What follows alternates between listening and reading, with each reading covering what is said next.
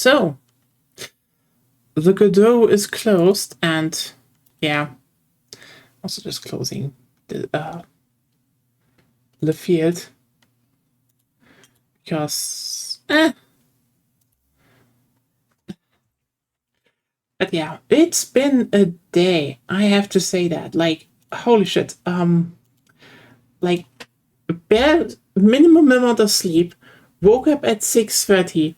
Had an appointment. Drove across town. Did multiple relevant other sub appointments on the way back.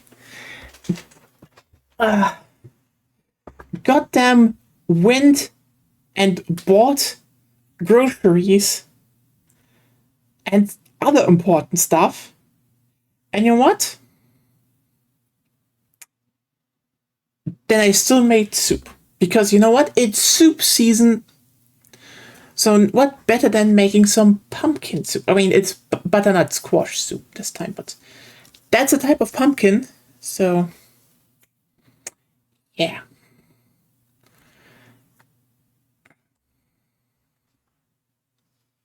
I mean, by the way, how much, I'm just asking chat, how much are you, are you a pumpkin person? Like, do the leaves turn, yellow on your end and you're like, yes, pumpkin time. I haven't done pumpkin spiced latte yet and stuff.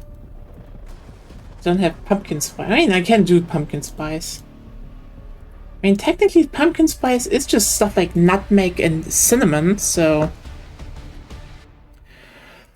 I could just...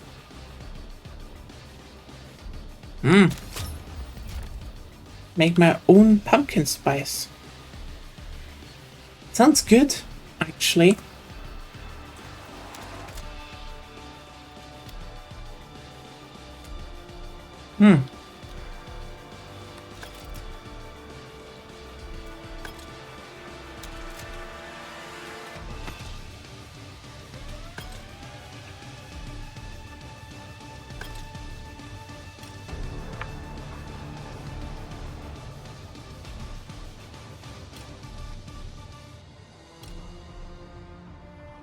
You know what? As a German from my age, this word is now tainted and bad. I know they... Wait, I think one guy on the team, on the dev team is definitely German. He could have known that you maybe shouldn't call it that, especially not for a German audience. Just know.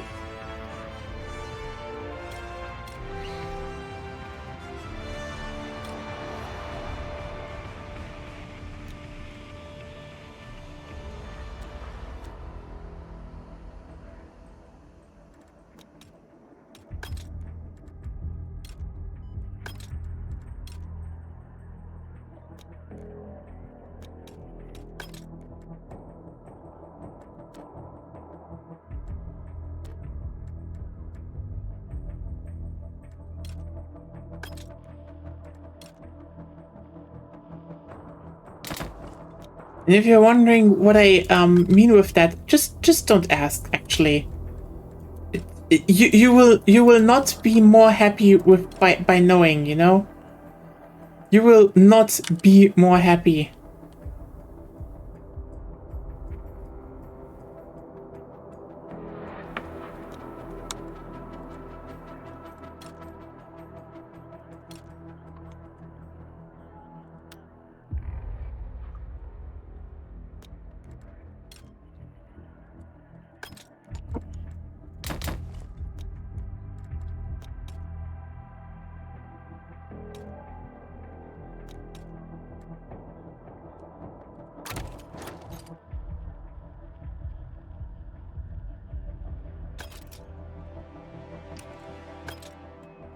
Wait, do I have now?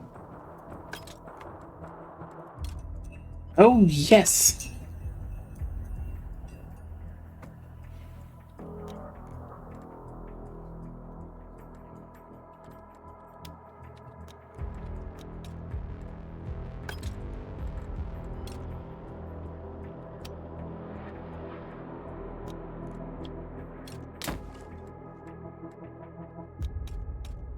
Not getting some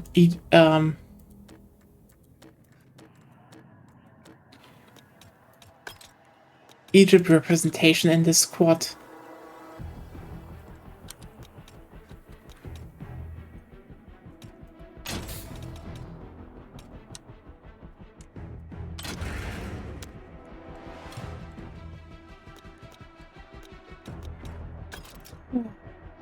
Hmm.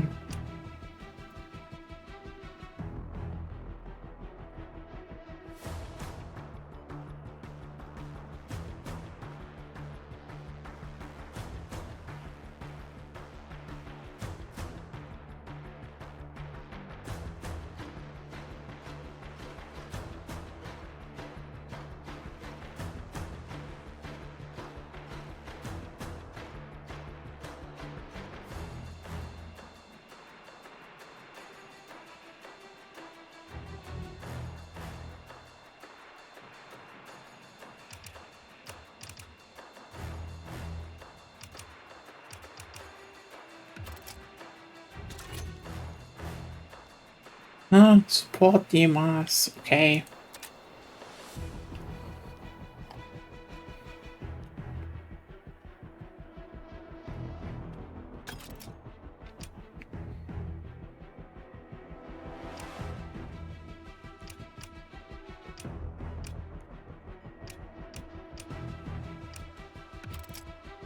I mean, they want me to play escalation, so I guess we're gonna play some more escalation.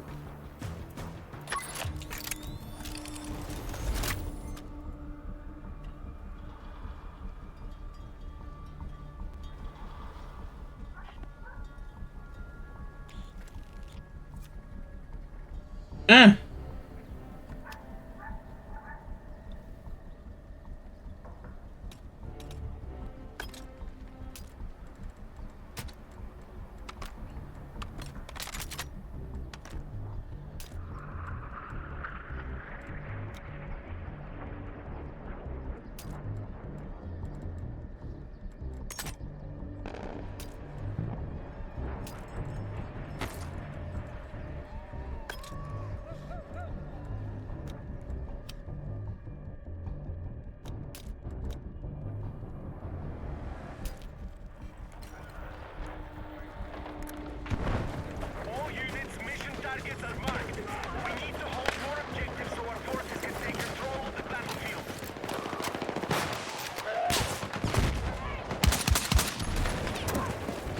But yeah, long day today. I guess it was a very successful one, but I mean, it's still exhausting. I am so looking forward to tomorrow because I mean, I don't need to get up early, you know. But you know, I mean, Agonia needs to, but that's a different topic. The thing is just, I do not need to go outside tomorrow. I do not need to care about things tomorrow. I can just actually sit, like, lay down in bed and sleep. And be happy. And then in the evening, I still have to do Silent Hill F. But, you know, that's fun. That's fun, going into the fourth run.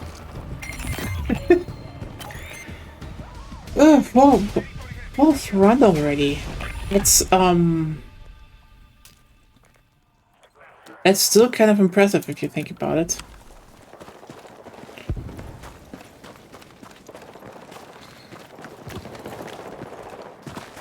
I mean, we are doing 5 runs overall. It's just... Yeah, I am definitely looking forward to what the UO weapon is, and...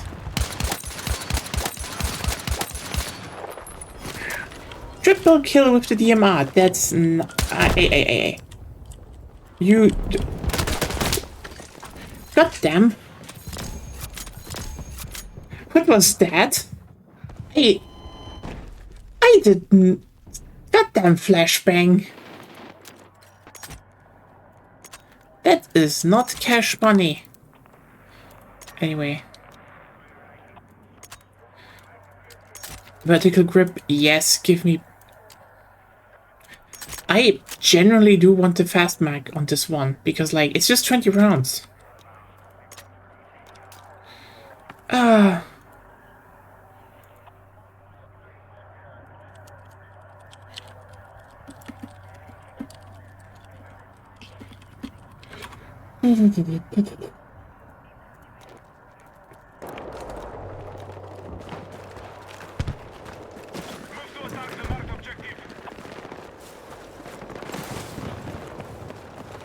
mean, apparently some things are bugged now.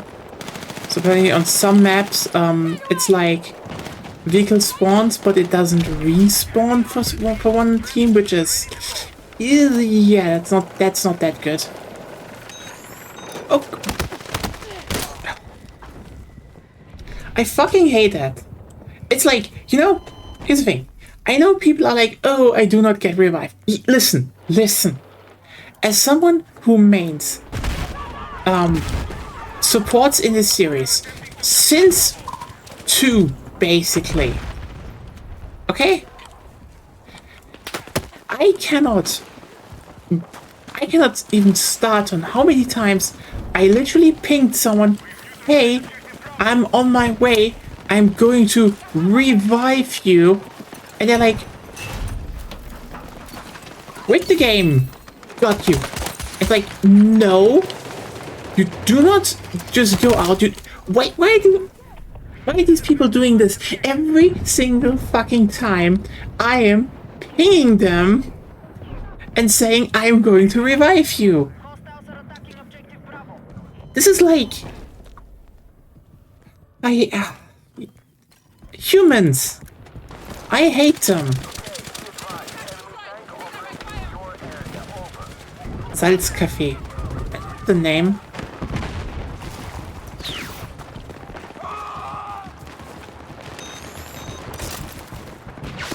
See? I revive. I do my job.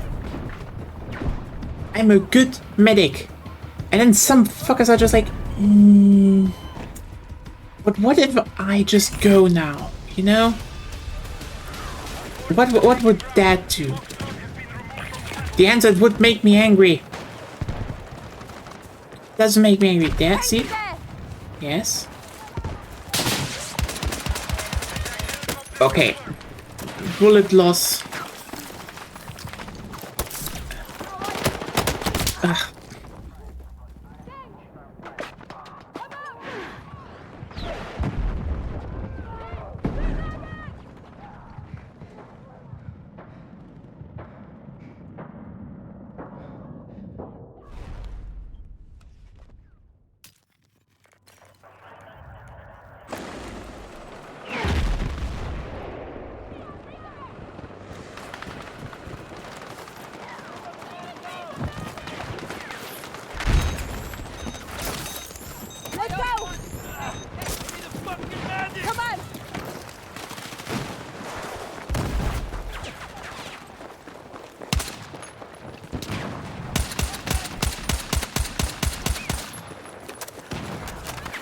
Okay.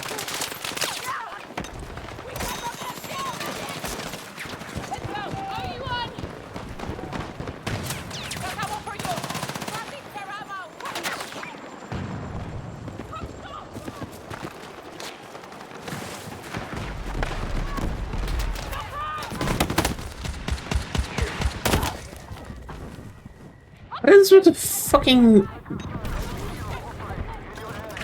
I very much thought I turned the bloom off, so...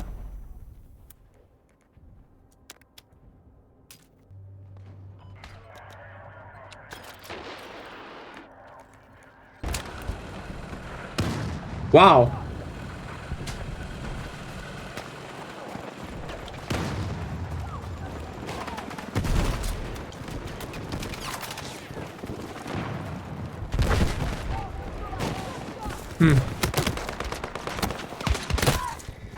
Yeah, that looks not good. No?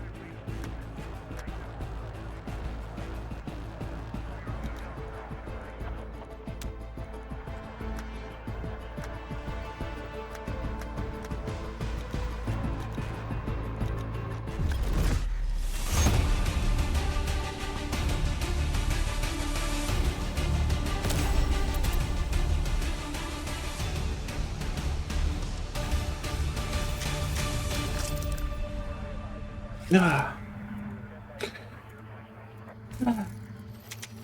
Yeah, that was today was a lot of walking though, so actually feeling pretty good about that. You know, just it's just like it's that thing, you know. If you do stuff, go and like literally just get steps in. That's like such an important thing to keep in mind because I do think a lot of people are like, oh, hey, I'm not that, you know, I'm not living that healthy. So, listen, living healthy is not that hard. And one of the easiest things is just start getting steps in. The more time you usually can cut down a bunch of stuff you're eating, which is People what? in food deserts can, I guess. Not in food deserts, yes, but like on average, you could definitely eat less. Try not to fall under 1,600. Yeah, don't try to fall under 1,600 kilocalories. And otherwise, yeah, get steps and walk.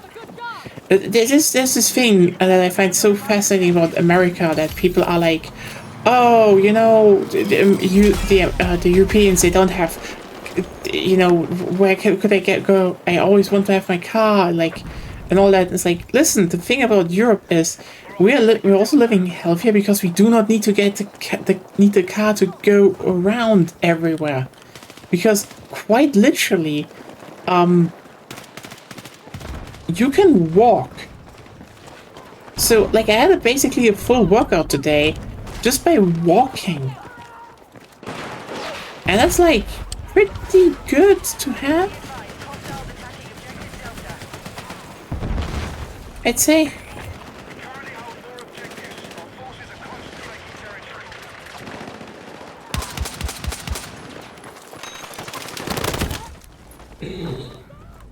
Again,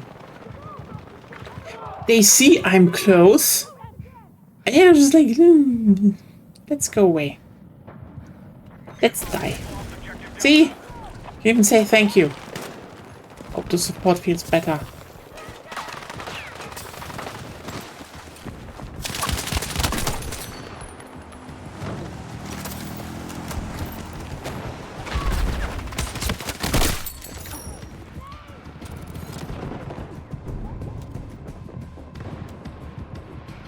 I don't know what is going on with the graphics right now.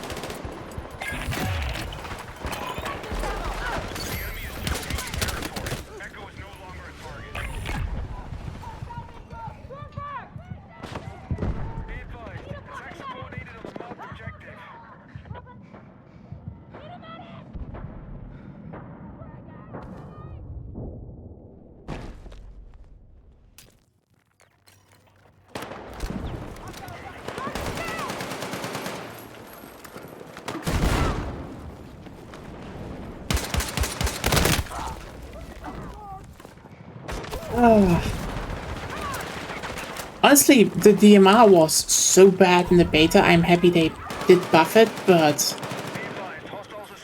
ooh, it's still. This is not the best DMR, I would say. There we go.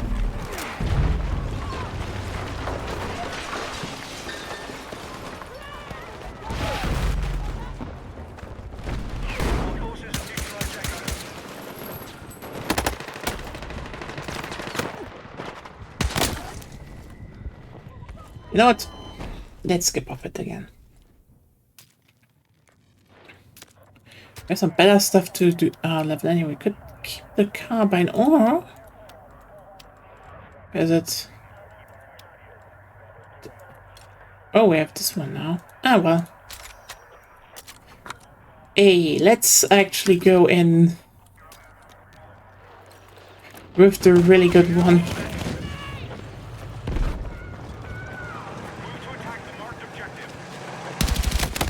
Then again, there's this thing where I would say this is this kind of thing where I would say they should not really be under LMGs, maybe more like battle rifles, but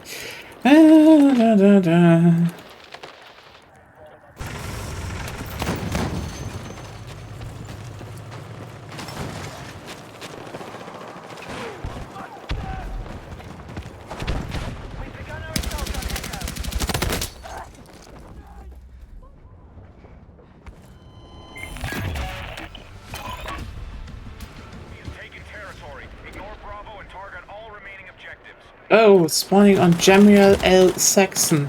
Yes.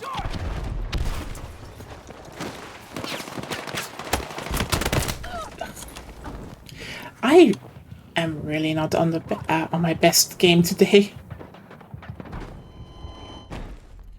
Oh yeah. How was the weekend for everyone? I'm literally just like right now trying to just relax a bit. Okay, wait, there is someone up there. Okay, not hitting.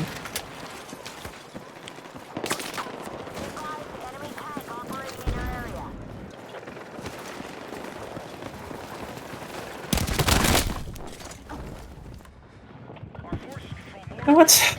I have an idea. Average quality low. Yes.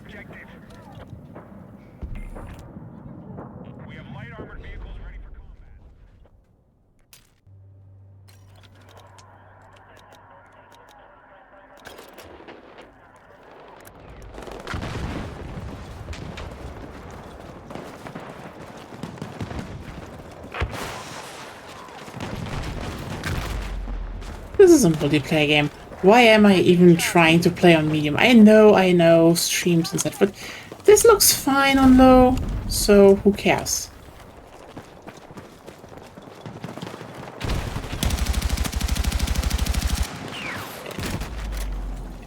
If you have problems with, graphics, don't play multiplayer games.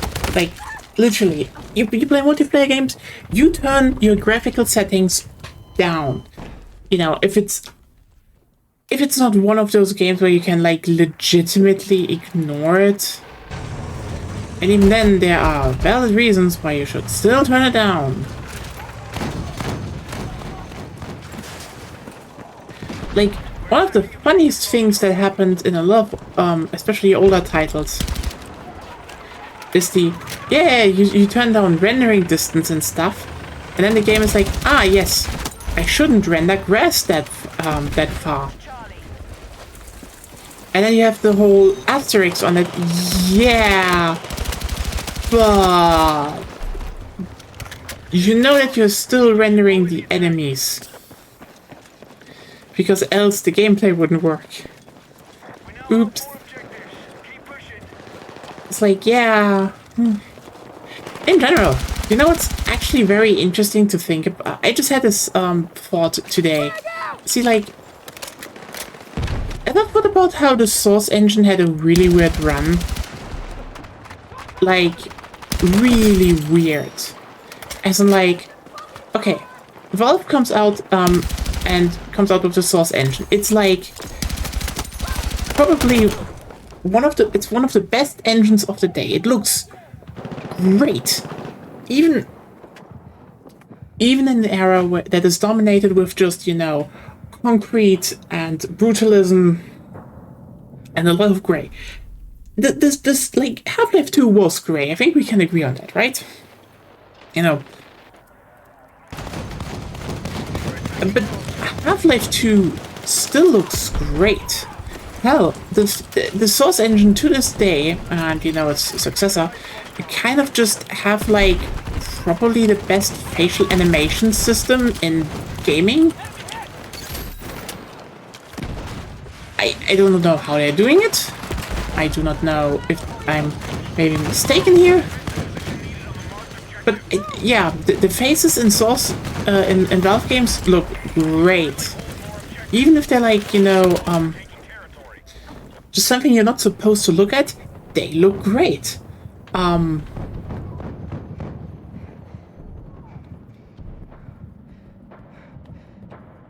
then Valve has like one hell of a good run with that engine. Let's just put it like it is.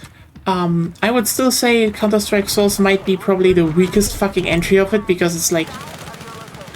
Listen, I don't hate Counter-Strike Source, it's just...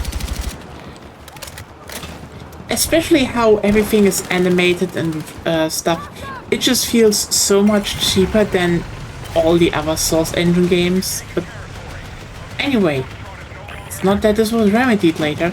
So yeah, they sit down and they make they make Half-Life 2, which again still looks great in terms of visuals. Then they they make Left 4 Dead 1 and 2, which in terms of animations and visuals still look great. Have a bunch of their own jank, like especially technically. Like I played it a bit ago, like last week with Agonia, and yeah, you do feel in hindsight that the melees, that how they programmed melee is just jank, and also maybe not how you should do it, because it just kind of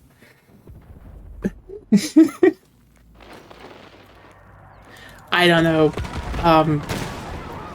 It's just inconsistent as fuck. They should definitely update the game, but still, they look great.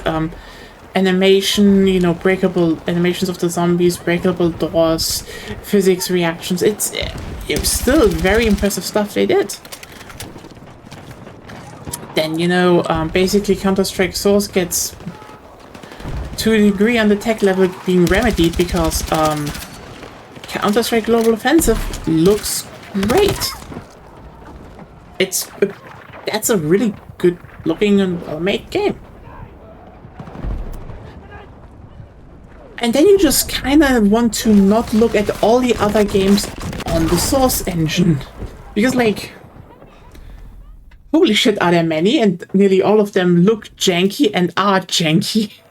Like, this doesn't say anything about the games being good or bad.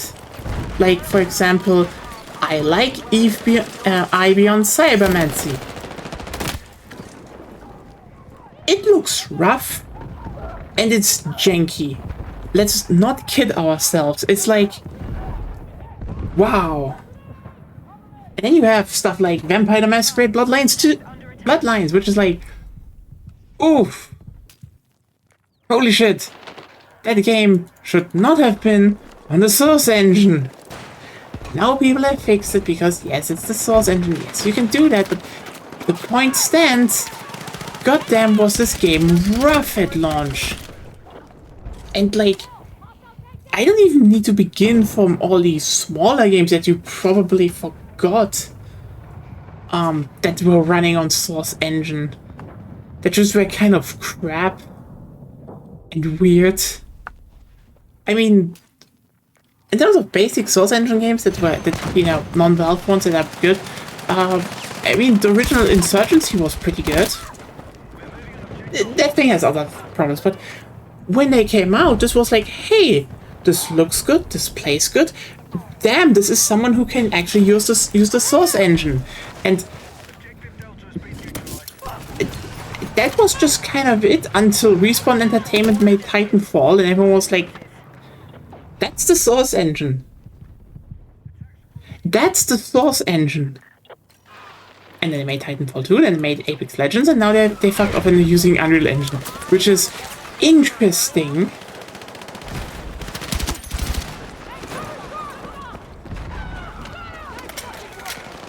I'm genuinely like, I know there've been a lot of cancelled prototypes of, you know, there've been attempts at making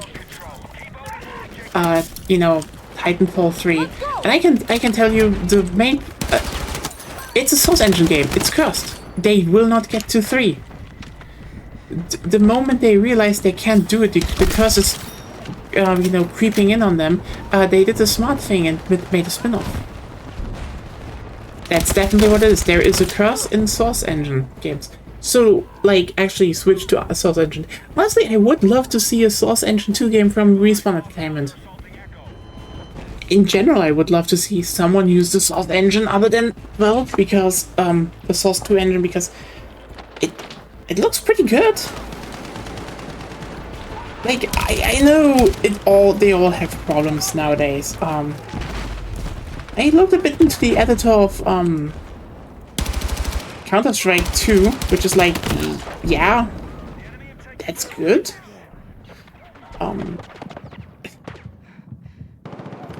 It's just kind of weird that we're mainly seeing it again for Valve games and their updates. It's like,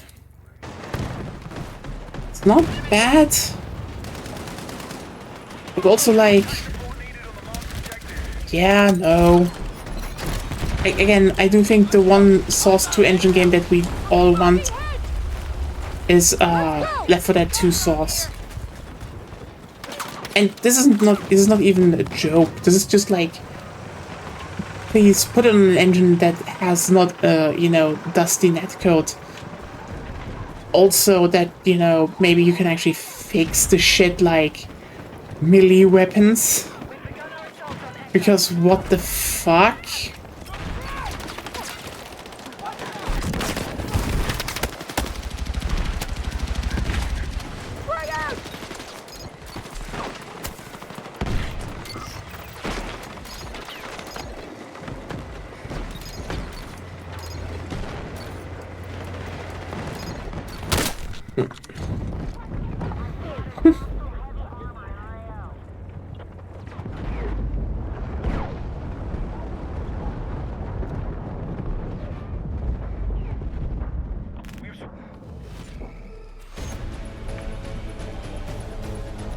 Well,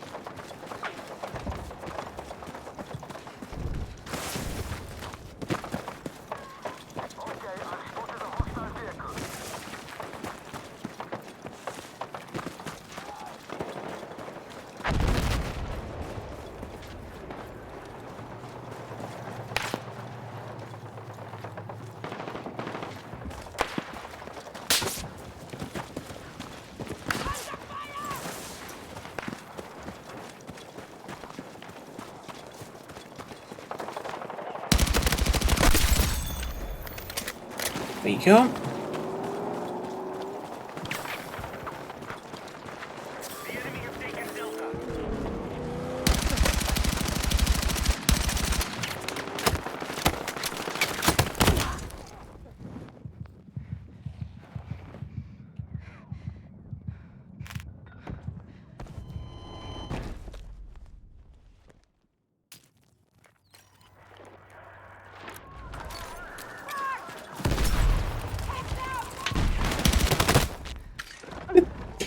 God damn it. Attention!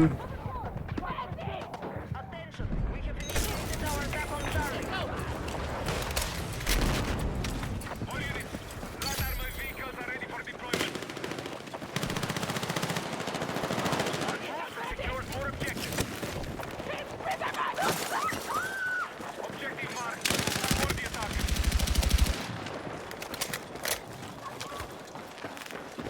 Attention! Objective Charlie is under control. Okay, someone from behind. There, I see you.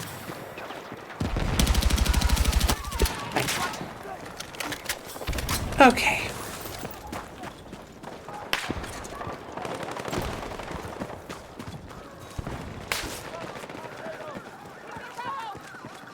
Hold the majority of objectives. Keep it up and we'll take more ground.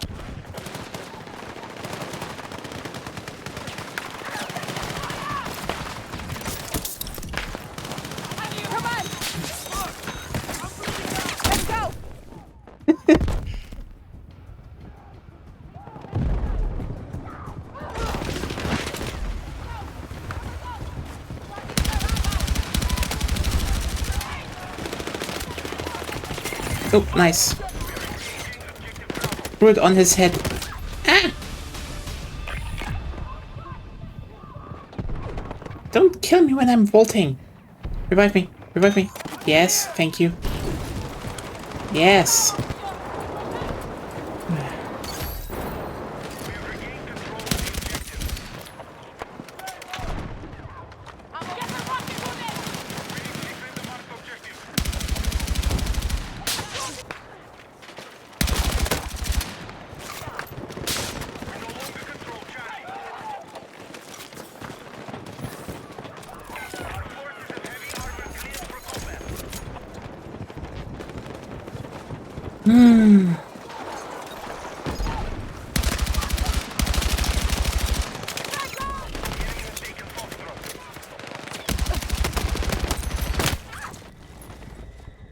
We have initiated our attack on the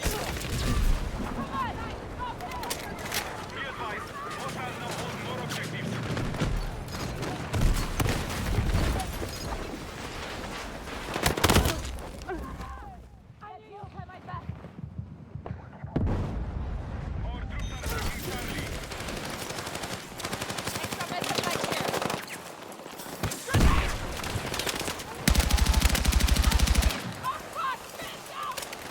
troops are attacking Charlie.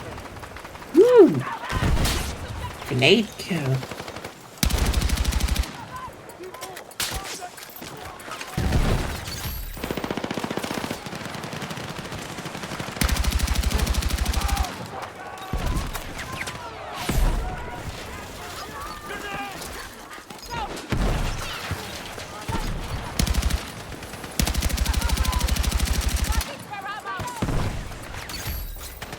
Objective control has been regained.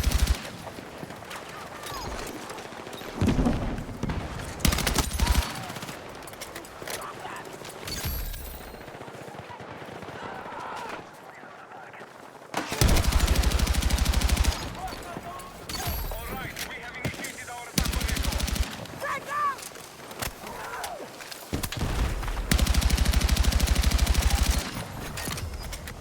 We have secured more objectives. Enemy attack is underway on Bravo. All units, attack helicopters ready for deployment.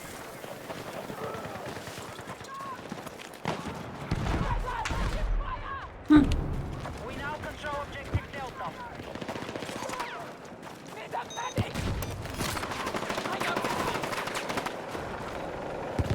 Bravo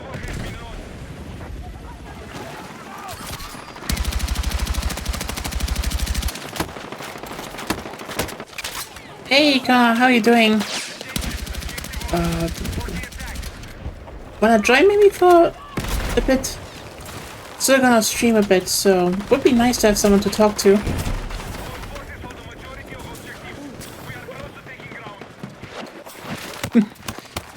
Wait a second. But you're perfect. Getting you in then. Where are you again? There you are. Whoop. You know what? Then just call it Discord. Oh, I'm getting goddamn revived. Or not. Hostile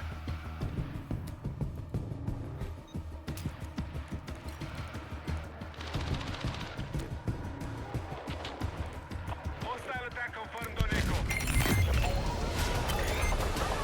We've taken ground. Foxtrot has been removed. Then let's just get someone in the call. Be advised, the enemy now control more objectives. Wait.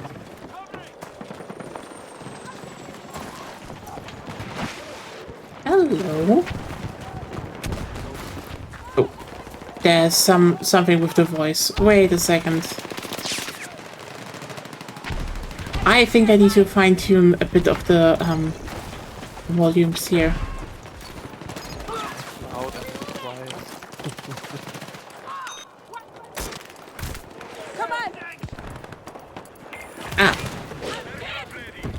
quiet. Okay, there we go. Also better now. How are you doing? How's your day today? It was certainly a day. Monday, Sunday.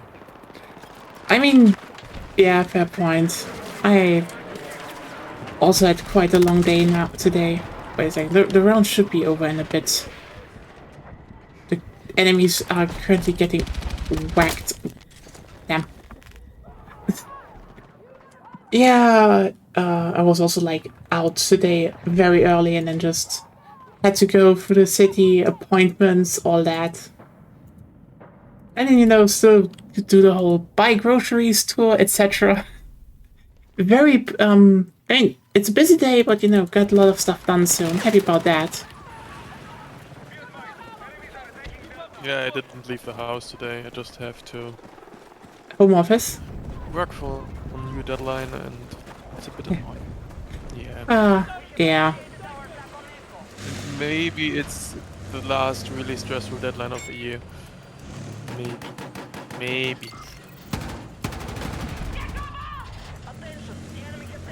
Well, that's at least something, if it's the last deadline. Or maybe I'm wrong. Honestly, who knows? It's at this point, you know. I mean, how do some say correctly? Schlimmer geht immer. So And the Tia will come in the end. yeah, I mean, that's one thing I like about German. Like we have sayings for being optimistic, we have sayings for being pessimistic, and we have sayings for just being very neutral, which is tja, and all have their applications and all have their specific situations, which is perfect. But to be honest, it's quite unusual for a German to be optimistic. Oh, they are very optimistic Germans. I mean, look at me. I try. I mean, at least I try to be. But like, you know, I do think you cannot be a full optimist. I think that is a thing. What the fuck was that? Sorry, that was just a red laser from the skies that just confused me the hell for a second. I mean, you know, that's a personal thing. You know, I do think there are no full optimists. Like, there are people who are primarily optimistic, and I think that's, you know, perfectly normal. But there are no people that are always optimistic, because, like, you know, you can try seeing things positively, and that's healthy, I would even say. But, like, you cannot actually look at most in the world and be like, well, this can be seen positively somehow. because you Yeah, know, at least if you are if you are not living a life of complete sunflowers and I mean that's the rainbows and thing. so on. What I would say, because I do think optimism is one thing. You know, I think optimism is actually a very healthy way of seeing the world. If you try to spin everything into sunflower and roses, you're delusional.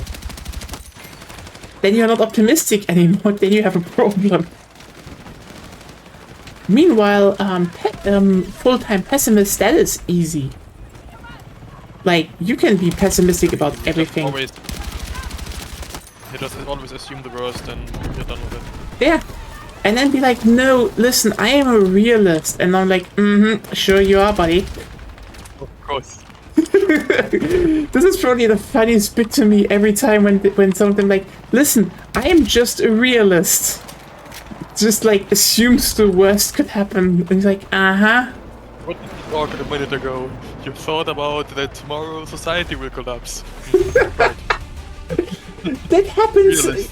It just kind of happens a lot, you know? You're like,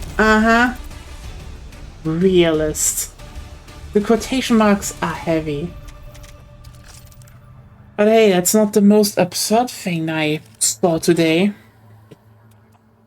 What's the most absurd thing that you saw today? Okay. You know Peter Thiel, right? I heard of him, but Okay. I am not really sure where to Okay. put him again. Okay. Basically, techno-fascist and completely insane. Ooh, that kind of person. Yes! That kind of person. So not a lot of fun on parties. Absolutely not. But basically, let me just invite you for a second. There you go. So basically, the guy had a fucking rambling breakdown, like an article over how's it called?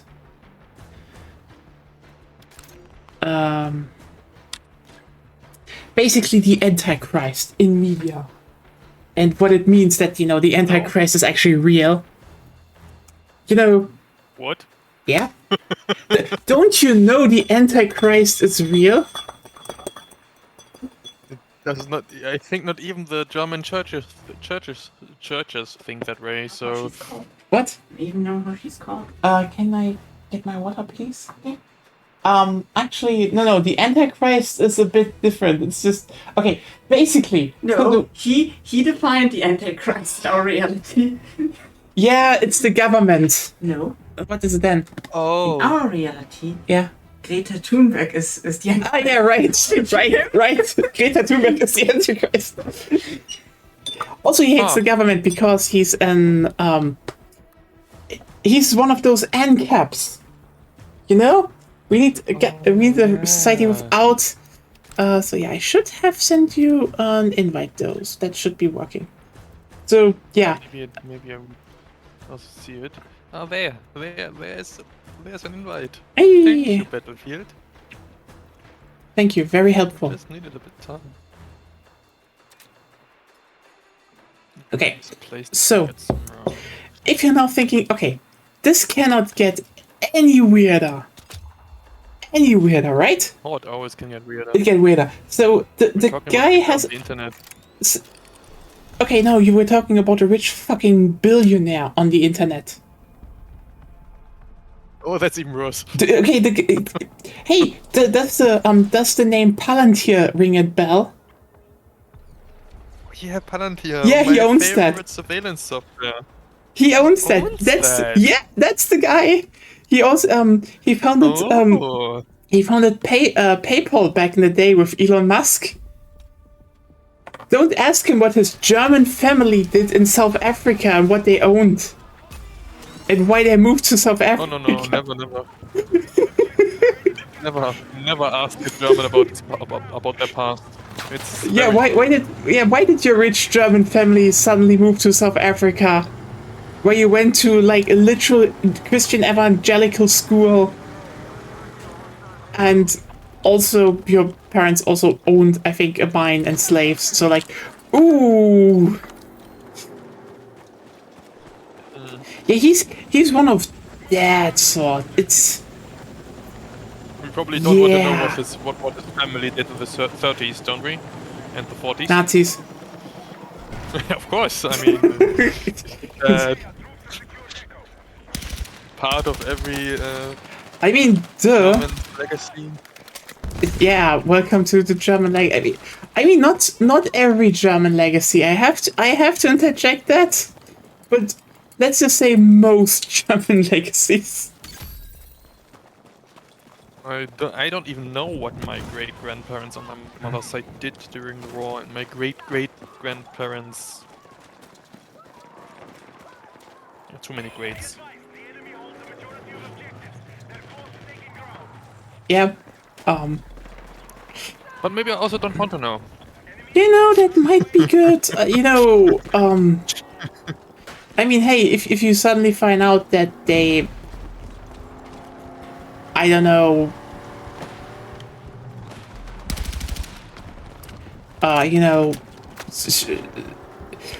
put somewhere a huge amount of money, you do not want to know where it is and where it came from. You just do not want to. Period. It's just like, no. I think my great-grandfather on my mother's side died during the war. Well, And I don't know anything about my great-great-grandparents from my father's side because I only know I only got to know my great-grandparents from my father's side. yeah. I mean, I never got to know them, but like I heard about them, and you know that story. And I think they were too young during the war, so they can't have done something bad. I mean, you know, that's Because- probably stuff like been in the Hitlerjugend, so Yeah, probably. you know, average thing. Good. This is like, it's like, oh, but listen, if you were a child back then, no, you didn't have a choice. You do. What you do? You're a child. Childs have no power Yeah, especially in in no a society. especially in a society that specifically wants to take away, agency and power from children. Just, yeah, don't be too weird about that. Gosh. Yeah.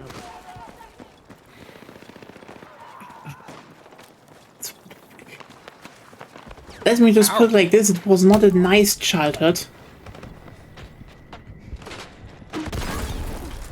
Oh well. Damn snipers.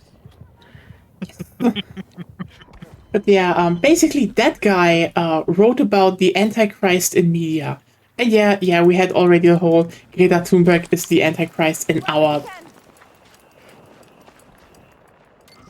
Anyway, I'm not being over that. I'm very sorry. It's so stupid. I literally blacked this out. Thank you, Agonia, for just reminding me that he said Greta Thunberg is the Antichrist. This guy is so unbelievably cooked in the brain. It is absurd. Anyway, so he wrote about it, about Antichrist in, the popular media, and so the guy definitely has read One Piece. Which makes this even fucking weirder, because he wrote about One Piece being a Christian nationalist manifest. Japanese manga. Yes. A very Christian explicitly leftist Japanese manga. Again, Some people read Christian stuff in everything, seemingly. okay, you need to keep in mind, this isn't even like a small thing to do. Accusing other people of being the Antichrist is something the Antichrist would do. Just, I mean, listen, if the guy would have actually understood One Piece, he would have known that he would have been a celestial dragon, and by God, does he deserve to be punched like we did with Saint Carlos. Okay, for everyone who doesn't know, so just so you know how where One Piece stands, okay? So first of all, the whole thing that the protagonist, Monkey D. Luffy, keeps saying he wants to be king of the pirates isn't just, you know, a title. It's a philosophical idea. Because king of the pirates means to be, because pirates actually stand for free people in that world, okay? Like, as in... Everyone who sails a boat, Everyone who's... not under the government. Yeah, everyone who does not sail a boat under the government. So... and evades the Marines, aka the police. So you kind of get where this is going. And yeah, the idea is King of the Pirate is the freest of them all. And one of the big things that One Piece is working towards is the fact that to be the freest person on the seas means he has to free everyone else he cannot be free as he wants to be. That is quite literally what One Piece is about. They're like, okay, but they are bad pirates. They are bad pirates. There's Blackbeard. There's Kaido. There's also people like Big Mom. We get to them. So the thing is, but then you have the world government. The world government has literally a global spanning military/police force in the Marines. And also, the world government at their top is ruled by the so-called Celestial Dragons. These people are literally like, imagine if Hitler got crossbred with the Habsburgs. Okay? They are inbred, they are dumb, they are rich, oh, they are slave owners. Also, they wear bowls on their head because they think they should not breathe the same air as everyone else. Bubbles. Yeah, because they think they should not breathe the same air as everyone else. And they literally live on a gigantic ass cliff above everyone else. Again, all of their names are Saint something. They are quite literally inbred. I am not making this up. Oh, by the way, harming or opposing any one of them literally is the highest treason you can do in that world. And if you do that, an admiral is sent, and the admirals are like the strongest people in the navy, and his whole job is to nuke your ass. Just to make it clear how much entrenched power these people have. By the way, if you're wondering, yes, there is a scene where our protagonist punches them in the face because obviously he does it. Because obviously Luffy is one of those people who, even though the whole world literally tells him for like chapters, don't do this, this is bad, Luffy is just like, no, you know what? Fuck it. I'm going to fucking punch this guy. And it is one of the most glorious face punches ever drawn. You know what the funniest thing is? If he wasn't stopped, Thor would have just fucking murked the guy with his sword a few chapters before. It's like, in a sense of like, he's just like, you know what? No, I can kill this guy. I'm happy about this. And you're like, so you're weirdly enthusiastic about this, but go off. Still, you should have maybe done it. Anyway, this is where One Piece stands, by the way. Very clearly, you know. Fun fact, by the way, the world government was founded after a great war where an alliance called the Allies won. Allied Nations. Allied Nations, yeah. It's not subtle. Anyway, so yeah. So Peter Thiel has apparently read all of this. Like, legitimately, the way he talks about this is like, no. The guy has read this and the fan post and apparently just came to the conclusion that no, this is clearly about clearly Christian media about Jesus, aka Luffy, rising up and defeating the Antichrist, aka Emu / the world government, to create a world without government, which is an utopia. I have no fucking words. It is. Like, I don't get I don't get where he gets this Christian stuff from. Brain cooked. Like, I mean, sorry, his brain is cooked. Like, listen. There's a lot of mythological. There's a lot of mythological stuff in One Piece. Okay, like, quite literally, there's like a lot of Shintoism in there and general Asian mythology. Which also makes sense. Yeah, I mean, let's just not forget. It's a crew. Just and like, can I spoil One Piece? Chat, can I spoil One Piece? Because a few things should maybe be just discussed here. That would fall under spoiler.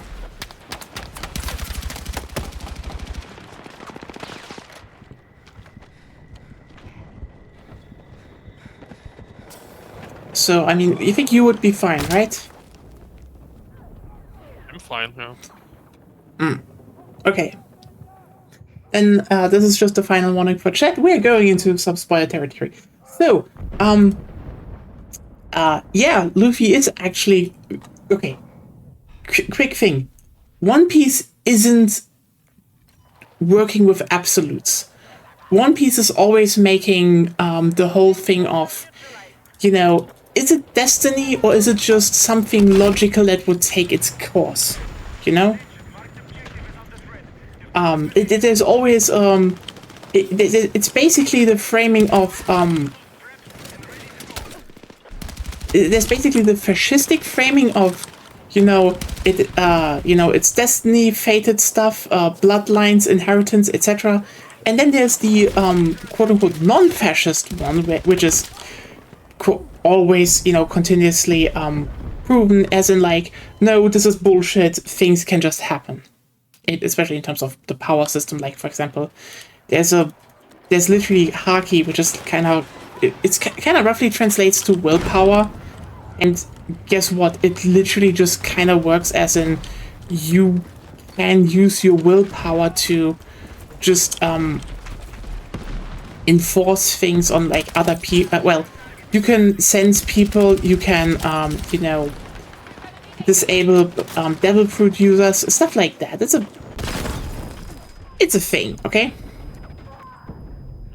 And there are 3 types. There's like the one where you can sense people, one where you can make yourself stronger, like there's armament, there's observation, and then there's Conqueror. So the thing about Conqueror is, it gets introduced as, oh, you need to have it since birth, which is, let's just be clear here, the more we see about it, it's bullshit. It's just, that is bullshit. I know people say that, but that is like the fucking government thing. Again, it's like literally if you want to... if you want to have like such a strong will that you want to change the world in some form, then you get Conqueror's Haki. It's like, literally the power system is built in the metaphor. Anyway, so the thing is, the biggest plot twist in One Piece is the fact that the devil fruit that Luffy ate was purposely misclassified. Because, like, basically for, you keep in mind, there are basically 3 categories of devil fruits. There's, like, there's Paramecia, Zoan, and Logia. So, just so you know, basically, oh, there was a guy. Basically, Paramecia is just like your standard weird stuff, like, splitting up your body and, in different parts, or just hardening it to diamonds, etc. Okay? And as everyone, or, the thing that Luffy does, oh, hey, his body is like rubber and he can stretch. And then there's Zoan fruits, which is more like you can turn into an animal, which can also be, a mythological or ancient one, so like dinosaur or, Kitsune, stuff like that. And Sangok has the human fruit model Buddha. Yes. So the thing is that, and then there's Logia. Logia basically just makes you an element. Like, quite literally, you are either, just completely made out of fire, you are made out of ice, stuff like that, So the big reveal was that Luffy actually didn't eat a Paramecia fruit. He ate a Zoan fruit. Which is what you think, like, well, that's weird because he stretches his body, but like the thing is, in the lore of the world, there was a figure called Nika, the sun god Nika, who freed the slaves and brings laughter to everyone and has a body that is like rubber. So the world government hid that fact because the one thing they fear is the literal sun god descending back and freeing the slaves and bringing an uprising. It's like the fucking text of the series. It's literally like, yep, the people in power fear a slave revolt. And that minorities unite under each other. It's, yeah, it's kind of wild. But I think I get where this billionaire guy gets his theory. Oh yeah, So he just looks at his mind. Yeah, in his mind, his ANCAP theology or theory is liberty itself or freedom Oh itself. yeah. And if we have no government, everybody's free and money and economy works the best way and blah blah blah. So every form of government is basically the global government from One Piece.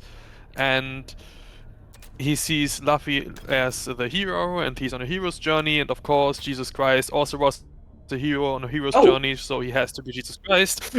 Yeah, I mean, I totally And get I that. don't I know. mean, it gets even funnier because like the part, the arc where the whole reveal comes is quite literally, they fight two Yonkos, which are like basically there are four Yonkos, which are like the strongest pirates. They literally own small nations, and it's Big Mom and Kaido. So the thing is, by the way, if you actually didn't have your brain fucking fried from Christianity and ANCAPism, you would, by the way, understand that Big Mom is basically a critique of neoliberalism. And Kaido is just like, he's a fucking authoritarian. Like, he's the most distilled authoritarian in the world. Like, he's like literally might makes right as a At the same time, he's kind of the rebellious authoritarian because he still rebels against authority. He still wants to take the world down, yeah. Oh, yeah, of course he wants to. He's a shithead. No. Oh, yeah. No question. But like, he grew up being used for war, only knowing war, then being used by his country for politics. So he's basically like, if I turn everything into a war zone, everyone is equal. Yeah, like, Which has his weird own fucked up internal logic. yeah, he was quite literally sold off as a basically as a slave soldier, which they couldn't. He's a war-hungry warlord. He is. I mean, he's also just. He kind of wants to die, but he can't die, so he's just usually perpetually drunk and. Oh. Like he literally cannot die, but also yeah, he's also believes very much in might makes right, so he's like suppressing everyone who in his eyes can't fight. So, fun guy. Still respects pronouns though. Somehow. It's a slaver. Okay. But Here's the thing, he's not a bigot. He doesn't need to. Yeah. He's just the thing is, for him, death is just irrelevant. Like, yeah.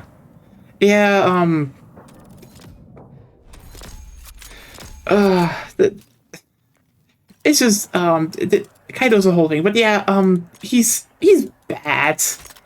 let's just not say it. But like, yeah, Big Mom is also there, and they fight both. And then it's like, hey.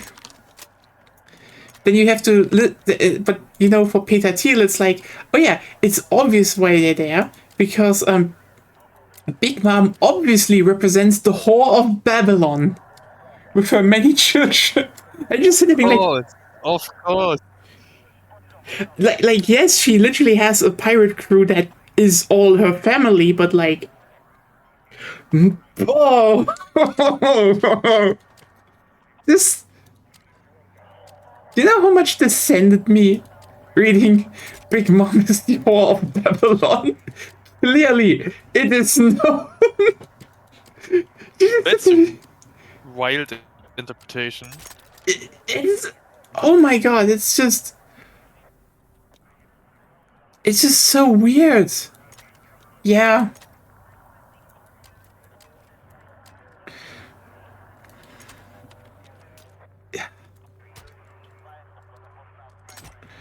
But yeah, and then you have stuff. It's just so fucking weird. And yeah, I sit there just being like, oh, okay. I had to read that. Someone sat down and was like, you know what? Like, Peter Thiel literally sat down and was like, no, I'm going to inflict mental damage on everyone who knows One Piece. Just okay. And then obviously the next arc, Egghead, which is about the government, well, basically just killing off you know, science that it doesn't like. Which is like, yeah, like it's pretty blatant, you know, in that regard. It's literally like, you know, the smartest man in the world got a bit too close to figuring out the you know, the 100 years of history they hid. And so they're like, you know what? You're technically an invaluable boon to society, but fuck it, we kill you anyway. We don't need you anymore. If you don't do what we want, fuck you. We'd kill you. So, yeah. Pretty blatant serious. Anyway, for Peter Thiel, this is clearly another arc about how Christ has to save science so science can fight against the Antichrist or something. Because the Antichrist wants to destroy. By the way, this also means this also apparently is a stand-in for the whole, you know, AI going rogue, and you need to allow science to make good AI. That thing. That makes no sense whatsoever. It's that this Rocco's Basilisk bullshit. I don't know. You know that there will be some. No, I don't want to be. I don't want to sound mean, but usually when people speak about AI, they don't use metaphors. If people speak about AI, they speak literally about the Terminator. Yeah, see, yeah, but literally they want to. It's those people that want to. You know, this is why they funded. Why he also helped fund OpenAI, so they prevent that Skynet happens, because AI will go sentient, but we need to now spend money, else it goes sentient evil. Anyway, again, it's that kind of guy, and to him, clearly, the whole Egghead arc is about that. Clearly.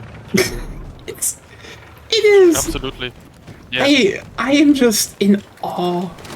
Because, yeah, it's just like, I mean, I know some people's brains are fried and they just read shit on a surface level and just want to be, you know, confirmed in their worldviews, you know? I am in awe that this guy made it through. Has he watched any other media or consumed any other media aside the Bible and One Piece? He also read. Actually, yeah, he wrote also about a lot of other ones, and it's all the same reading. Again, the weird thing is, he fucking read that thing, and it's like over. I think we are like at 1,000. You know what? Fuck it. Here's the thing. This isn't even the newest chapter, but fuck, now I'm live again. Whoops. I just got the newest volume of One Piece that is released in, here in Germany. Where did I put it? There. Somewhere. So, let me just put it. This is, by the way, the quote unquote newest one you can have. In Germany, there are more. We're like literally one arc farther in. So, by the way, this is volume 109. 109. 109. Just so you know, That's quite a lot. this series is going over 25 years. This is like legitimately.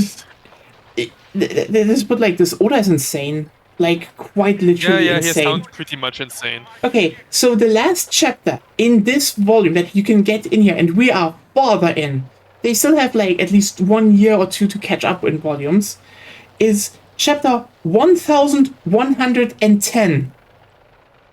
Yeah, that mangaka is insane, sorry. Somebody checked him recently. Oh yeah, he's a workaholic, just so you know. Like, Yeah, I figured. I mean, as some people point out, he might be one of the only people who like actually worked for like you need to keep in mind, One Piece is so lucrative. Like, it's the biggest manga on the planet. Okay, Oh, yeah, okay. like like One Piece is bigger than the entire American comic book industry. It's even there's a Then he could literally stop and finish his mangaka and never work again. yeah. He's literally a millionaire in that regard, and quite literally the only millionaire in the world that made it by just his own work, actually, which is impressive. But yeah, I mean, you need to keep in mind his whole thing is like he always wanted to write this idea, like he had One Piece in his mind for like decades. And then he got it started one day, and then he was like, fuck it. I'm just going to finish this. This is gonna be my thing. This now. Accident, he was really successful. Honestly, it's not surprising that he got successful because it's like a really good series. Like, you need to keep in mind, there are a lot of shows and series that are just going on without like nothing really happening. I mean, we all know Detective Conan basically just doing nothing, and then every 100 chapters or so they're like, oh shit, maybe we should throw a breadcrumb at the audience again. Meanwhile, Maybe like we should advance the story after all. yeah. Meanwhile, One Piece No, is we like. don't. Meanwhile, One Piece is like, here are like some really big arcs, but like no time is wasted. It's like I don't think there's one arc that I would say is superfluous. They all come back. They all have their place. Like, I know some people are like, oh, you could skip Skype here. No, you don't fucking skip Skype here. If you skip Skype here, you have no fucking taste. Like, genuinely, it's one of the funniest adventure arcs, and people are like, oh, you can just skip it. No. You know, aside from the fact that, yeah, it's one of those, just as an example, Skype here, and afterwards the very small Long Ring Longland was like, again, almost 15 years ago, okay? And especially Long Ring Longland did something where a lot of people were like, well, that's goofy. Why was this needed? So this just kind of looped back now and just became relevant again. The Oda didn't forget. No, he never does. I would It's- have it's- forgotten it after 15 years. I mean, the thing is, he does joke about the fact that every time he writes a new a new arc with a lot of characters and recurring characters, he just goes to the wiki because people have nicely documented what everyone can and did. So because he's like, yeah, I can just keep that a bit in mind.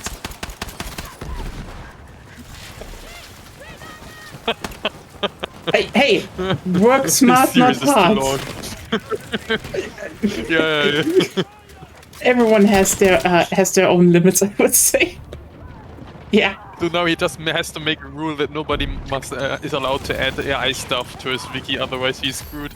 Oh my god. I mean, I don't think the One Piece community will do that. Yeah, you never know. People are lazy. I think that would, like, adding AI to the One Piece wiki would probably create a literal meltdown, considering, you know, the type of influence the shows has. The add AI to the wiki. You just have to correct the text with AI and maybe it alters something that it shouldn't alter because you didn't pay attention. Again, The name is wrong or something. I think if that was actually ever found out, again, there would probably be a gigantic fucking riot. Because keep in mind, I don't think so. The One Piece flag, like the destroyed flag from One Piece, is like literally flown at revolutions right now. So I don't think the fan base is would. I mean, it would probably also just be corrected, but yeah, it would probably be catched. It's like there's a pretty big team working there. Yep.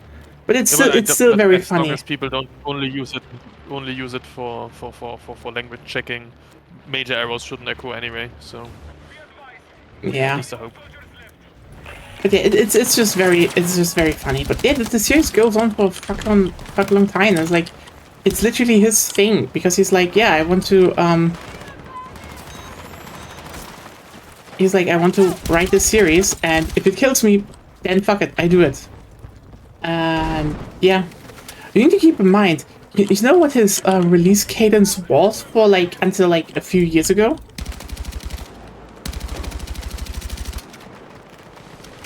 A chapter every week. This How long thing is was chapter? a chapter? Need to check. I don't know actually how many, but it's. Oh, by the way, just so you know, the guy actually draws everything himself. So Everything himself. So he does not only write the stuff, but also draws it. Oh, that's insane. he draws it. Yeah, like. Okay, that's no, insane. he lets shading and so he gives it off to his assistants, but like genuinely most of the line art and like 90% of every picture is him, because he's just like, yeah, no, sorry, if I'm not doing it, it's not how I will imagine it. Period. Okay. And he's pretty good at it actually. So like, I mean, let me just Perfectionist. So 27/8. So one chapter is roughly 19. Yeah, 19 pages. Okay, and probably each page has like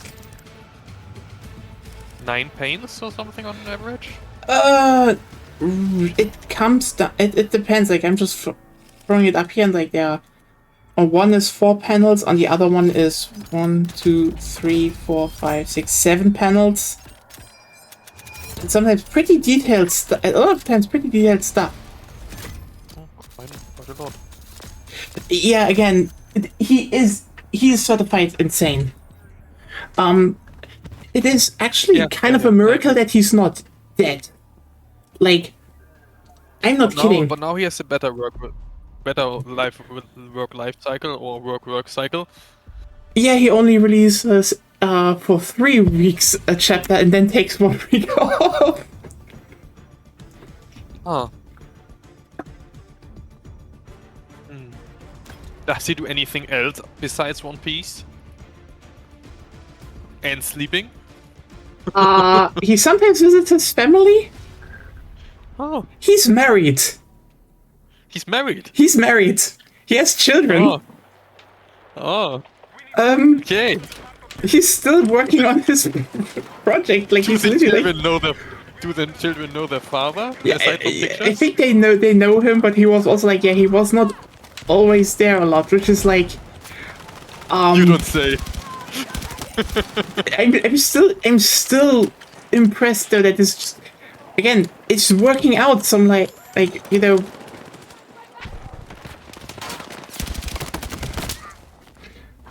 Ow. I was shot by evil Americans. I mean, yeah, I, and by the way, he didn't marry before. He married while he was working on it. Like, yeah. No, it's certified. It's kind of an insane series. It's a great series. I can only recommend it to you. Like, it's a really good read. But yeah, it is also just kind of insane. Especially considering, in comparison to basically all the other long-running manga series, because, like, a lot of mangaka die young because they overwork themselves, and it's just more like... Someone manages to overwork himself and not die. What? He somehow manages to overwork himself probably more than most and still not die. Yep. While others go on hiatus over years and still die. I mean, they have, like, some really... Like, some have actually, like, legitimate just muscle problems, but, like, yeah, he just keeps going. I don't know. He even says himself, yeah, I should probably take more... because, like, when Toriyama died, they were friends, and, you know, he looked up to him and it's like, yep, oh... I maybe need to look out more for my health. That was, by the way, also the point where he changed his release schedule. Yeah. I genuinely thought Toriyama was older, actually, when he died.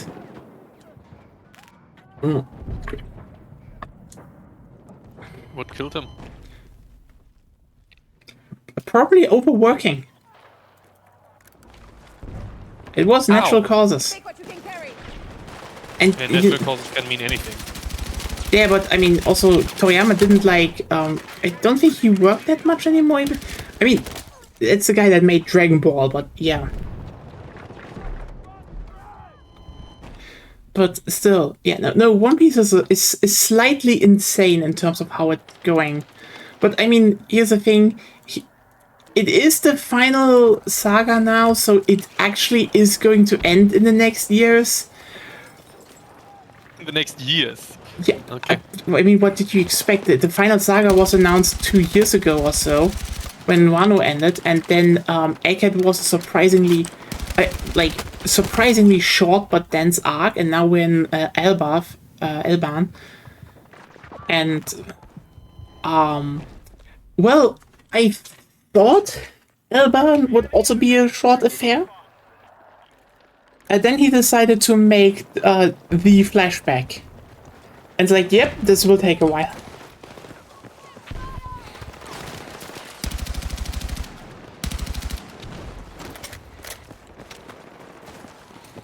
Is my next cloud updated, by the way? Which is, by the way...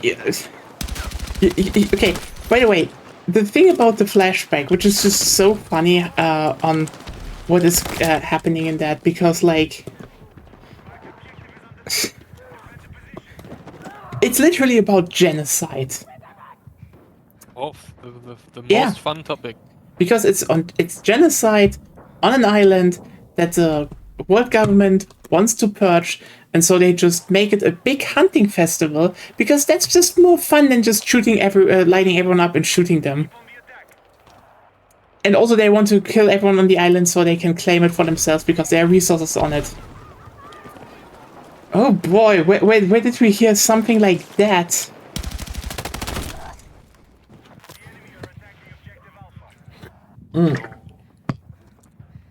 Yeah. Anyway, there's also just other fun stuff like I mean, basically every one of the major characters who are like in the quote-unquote good camp.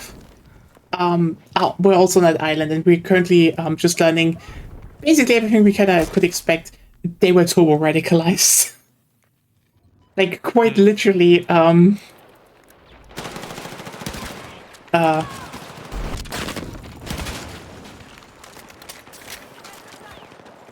like, while there are like a lot of pirates on the island, they're already like, well, fuck the world government. Then you also have like, the Marines setting it up, and they're basically being told, hey, if you do anything or if you intervene or do anything else, we will just shoot you. Fuck you. And because just chaos breaks loose, then Garb arrives, and Garb is basically also just instantly like, wait, what the fuck am I supposed to do here? This is basically a slave hunt genocide. What? Like, legitimately, all the people that come to help from outside are just landing, seeing what's going on, and are just like, oh no. I don't know what the fuck. Yeah, total radicalization. What am I doing here? Let's Like- turn around and go. I mean, it just kind of makes clear why Garb hates the Celestial Dragons, but like, I don't know. I feel like there is a plot twist with Garb incoming, but yeah. Are the celestial dragons humans or They are actual humans. dragons? They're human. Oh wait, no. Here's the thing. You can be a dragon if you eat a variation of the fish fruit, but yeah, that's basically that makes you a Zorn type devil fruit user, which was Kaido.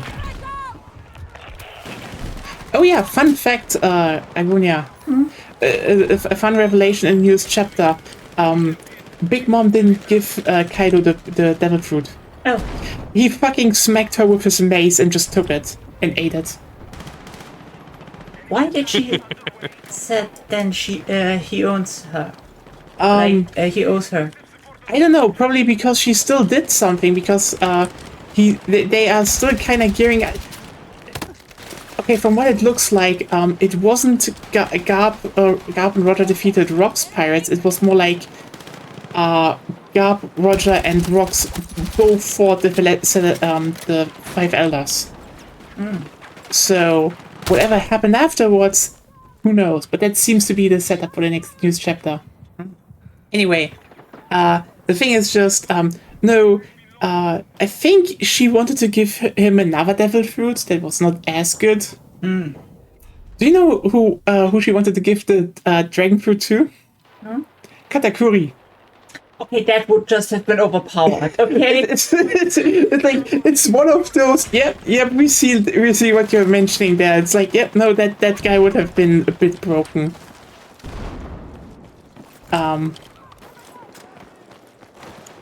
Just so you know, Connor, the dragon fruit kind of makes you immortal. Yeah, okay. And So, like, what is the catch? I mean, almost basically indestructible and kind of immortal. So like that's one of the reasons why Kaido can't die, and Kaido's already like bullshit strong. Yeah. I guess magma kills you. Maybe. Maybe. We don't know. We haven't seen a body. One Piece rule: if you don't see a body, Not that. yeah, you need to see the donut. Okay, I'm sorry. This is just because, like, the first time that the series actually killed someone is like, it actually does a very funny thing, because, again, I say read it yourself, but yeah, fuck it, spoilers. Basically, for like hundreds of chapters, like until like the middle of the story, no one dies. It even kind of rubs you in the face that a guy that should have been dead didn't die, and you're like, oh yeah, okay. So this is a a show where people don't die, and death doesn't have it's not a consequence. Then Ruffy's brother gets murked in front of his eyes, like literally magma fist through the chest. Yeah, that's kind of deadly. And you're just like, huh. He really set us up for like hundreds of chapters just to go, nope, lol, people can actually die. So all the people that the protagonists Oh no, he just fight and he beats them. Like there was even a whole how's it called? There was even a whole because he Oda answers a lot of fanboss where he was like he hates the idea of just people being killed. Because you know usually that just doesn't have meaning. So he's more like, you know, they get defeated and then usually they also come back, but they changed in a way. Because like for example, one of the key topics in One Piece is, for example, the whole point of if you stop being a pirate, also like physically and to a degree philosophically, you get weaker. okay. Like quite literally, you're not as strong as you could be because you know you get lazy, you get arrogant, etc. And like I mean, two villains like literally in the first half pre-time skip are like quite literally just pirates that stop being pirates to a degree. You know, still strong, no question, but like not what they could be, as in like, you know, so there's like Sir Crocodile, who's potentially a trans guy, but we don't know. It's just like, yeah, probably. And he's like, hey, the trans guy bastard representation that is definitely missing from media. Because he's an asshole. But like, legitimately one of those, you know, one of those, he's literally a cigar smoking asshole, but like in the, you know, I hate you but I like you way. In the crocodile way. Yeah. And the thing that happens is that basically he gets beaten because he just kind of underestimates Luffy, and later he actually comes back and helps with a breakout in like the in the biggest prison, which is also an analogy for Nazi Germany. Yeah, so like the biggest prison in the world run by the world government is literally run by fascists who look like SS people. And the Of course. Oh no. and the breakout is literally spearheaded by queer people. Very on the nose. It is so fucking on the nose, this show. Anyway, Oder I don't like fascists. it is like literally inspired by that by an old movie called Cabaret, which is about queer clubs in Berlin during Berlin Weimar during like the rise of fascism and how queer people have out, you know, their own spaces in these times. So yeah, fun fact. Anyway, yeah, it's very on the nose. But hey, now he's okay. Now he's the reason a literal failure of a clown is deemed an emperor. It's a long story. Basically, he made it very far up and is definitely. And again, we see that he definitely hit. He didn't hit.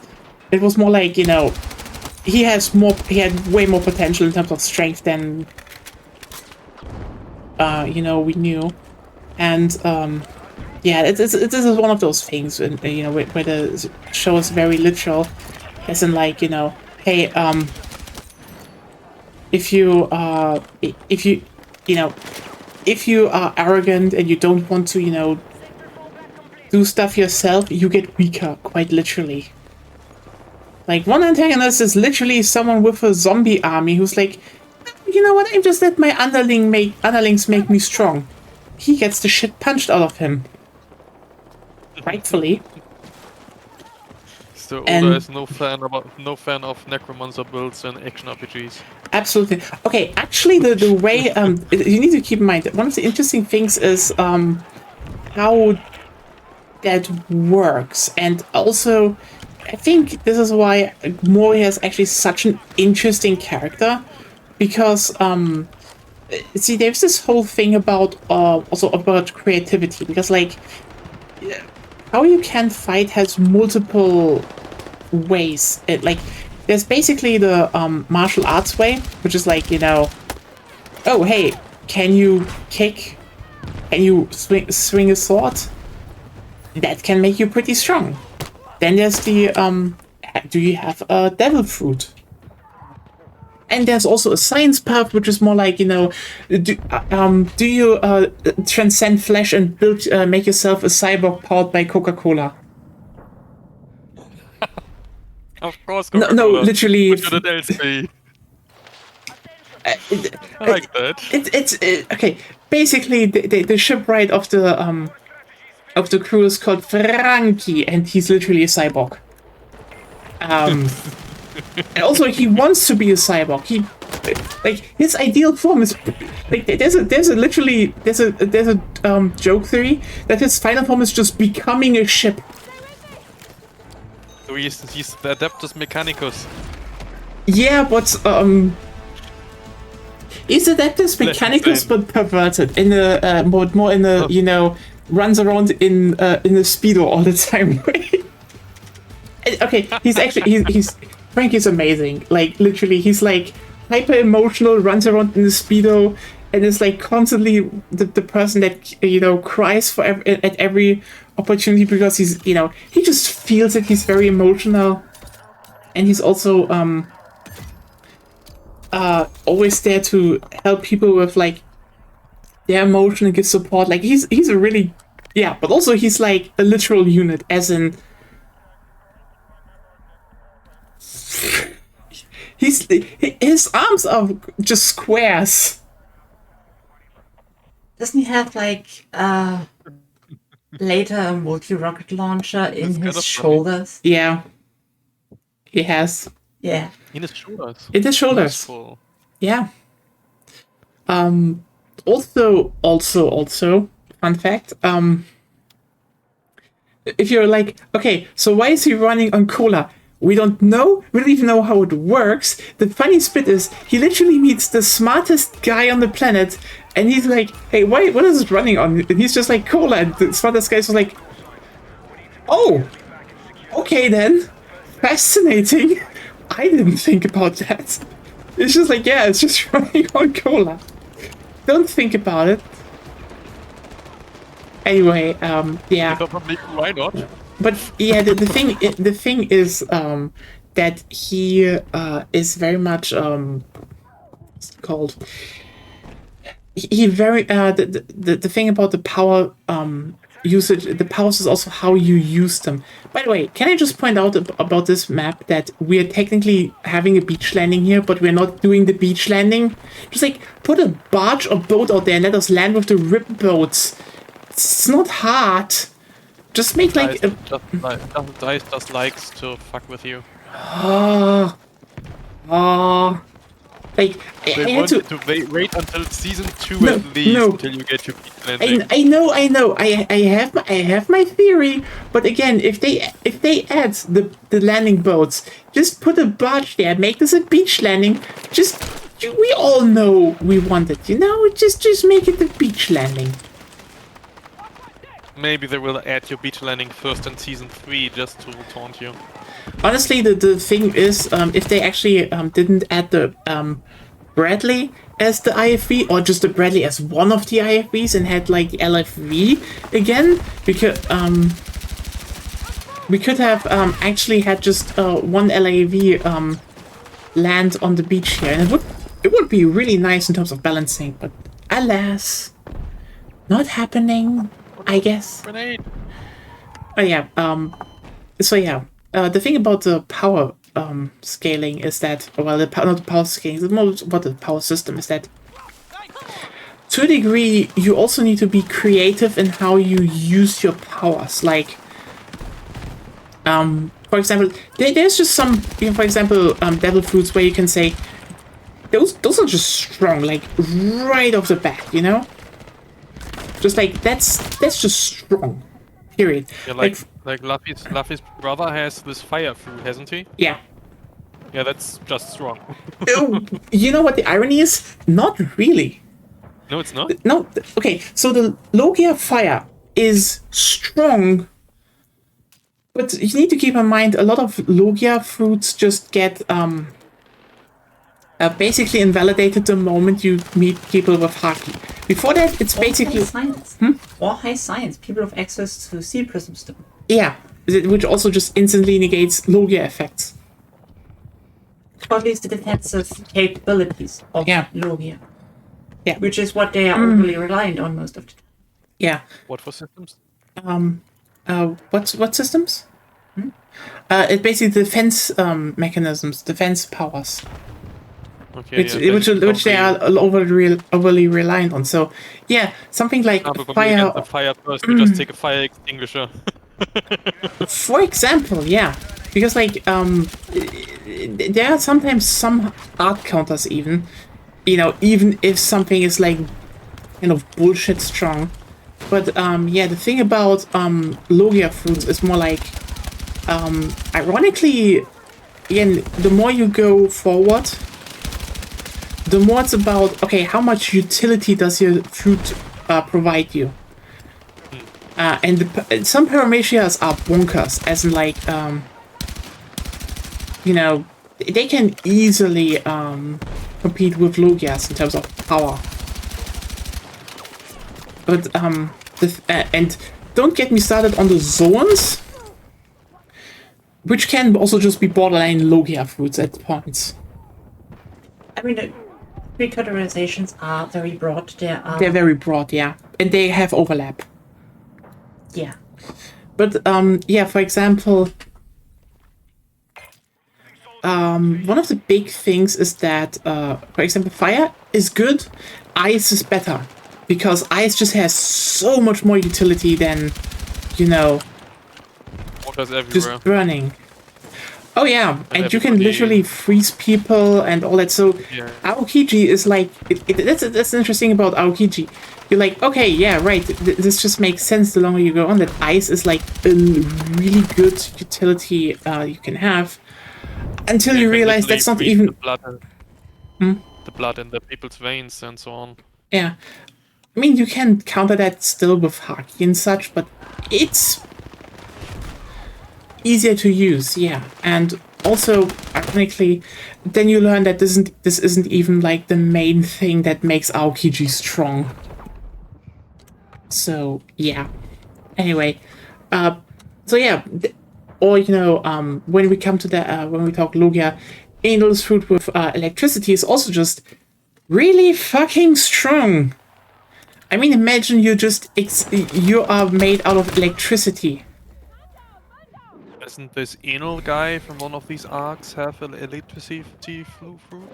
Yeah, so that he literally had the electricity fruit, which is strong, but you know, then it turns out A, you could use Haki, or you know, B, oh wait, oops, rubber hard counters electricity.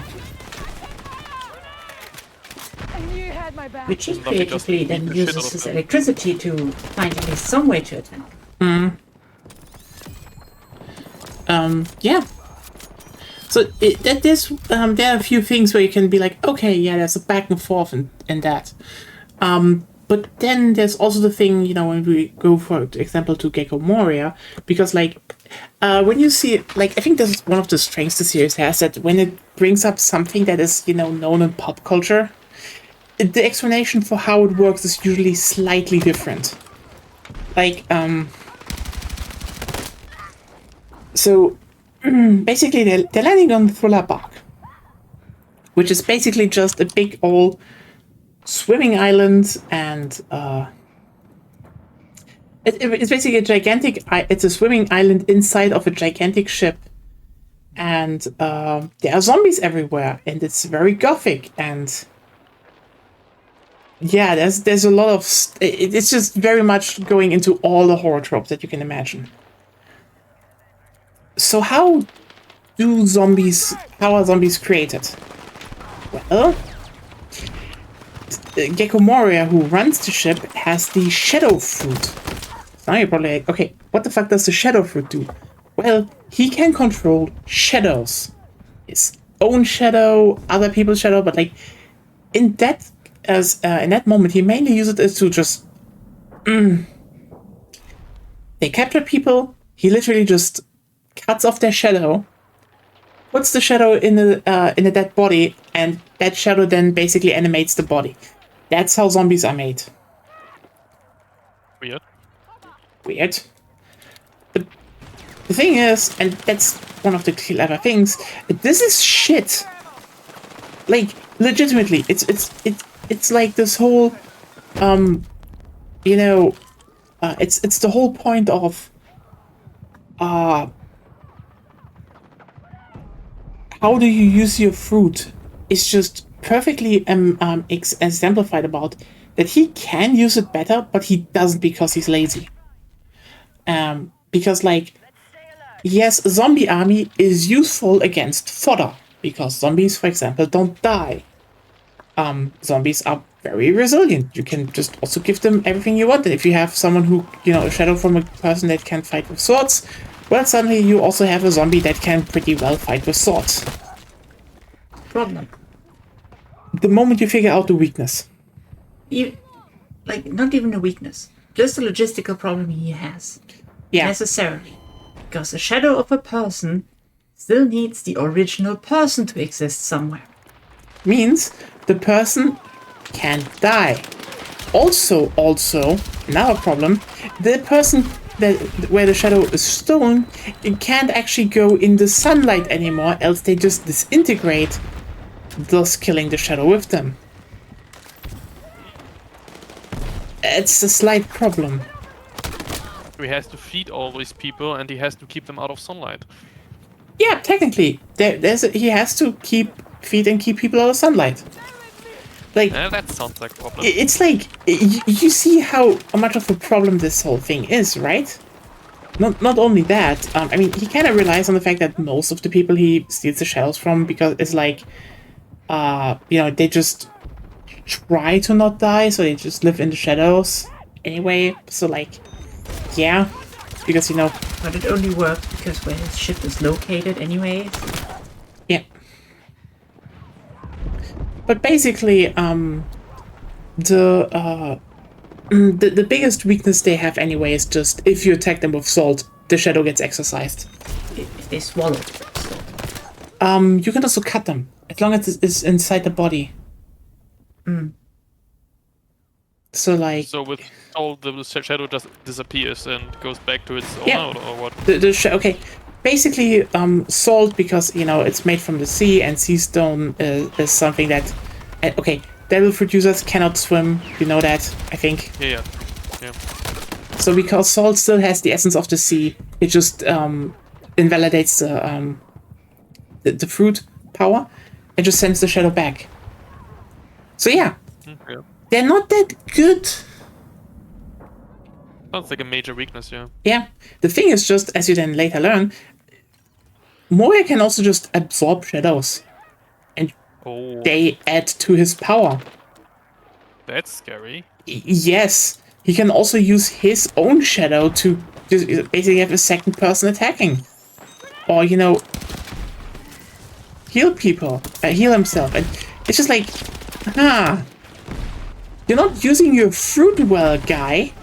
You're using it for, like, the dumbest thing possible. If he consumes the shadow of somebody, does the shadow disappear? No, it's just inside him. Okay. Kind of mean. It is, but it still makes him stronger, so... Much better usage. And yeah, you have a lot of cases of that where, some people might have good fruits, but, use them badly. Like, a good example is, for example, when they're later on Whole Cake Island, with the big mom pirates. One guy, Oven, has a fruit that is literally the heating fruit. Which is like, imagine you could just heat everything you touch and yourself. And like, to ridiculous degrees. It's useful. That is basically just a cheat code built in. That's like one hell of a just baseline good fruit. He just makes heated punches and boils the ocean. Be advised, we can't sustain these losses. Not that useful. Yeah. Meanwhile, you have Katakuri, who produces mochi dough. Katakuri is a fucking menace. He's literally the one person in the whole crew that is with a bounty that is emperor level. Because yeah. The thing why he's such a menace is just he can use it extremely well, and he uses the sticky capabilities and bouncy capabilities. So he's basically very similar to Luffy, just slightly different. Also, he has basically trained observation haki to the ridiculous point that he can just slightly peek into the future. So he's also really like good at anticipating things. So like extreme utility power and the ability to slightly look in the future. Also, it's not a normal paramecia fruit. It's one of those paramecia fruits that kind of acts like a Logia fruit. It can, like in the sense that he can become mochi, and But that that's when it's awakened, right? Because he awakened it. we don't know. Awakening makes stuff around yourself. It's one of the things that it can, but yeah. But the point is, he has the special property that he himself can kind of turn to mochi and manipulate himself. Yeah. And that's basically how he dodges, because he knows where he would be hit. Yeah. So yeah, kind of a fun guy to fight. But yeah, that's one of those things, it's the whole how clever do you use your stuff, else you kind of you could become very useless very fast if you don't know how to use your powers. Anyway, holy shit, I didn't expect this stream to turn into a One Piece talk. He fucking rocket launched at me. How late is it? I think this might be the last round. Maybe, she says. That could mean we can just go for another one.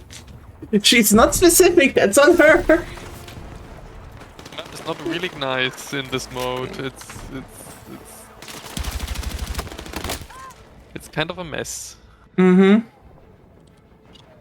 Guys, why do you have just 1 point to conquer?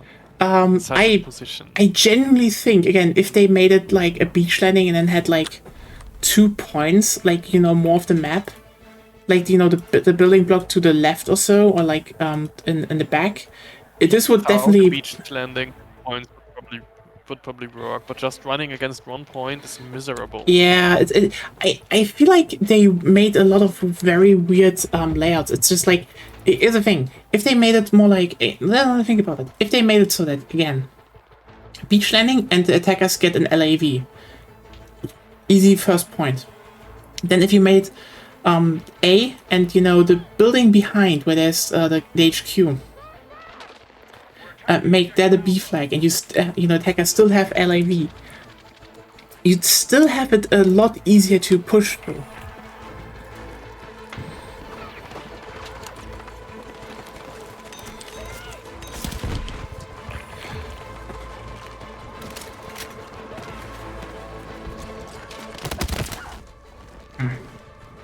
Oh, for fuck's sake.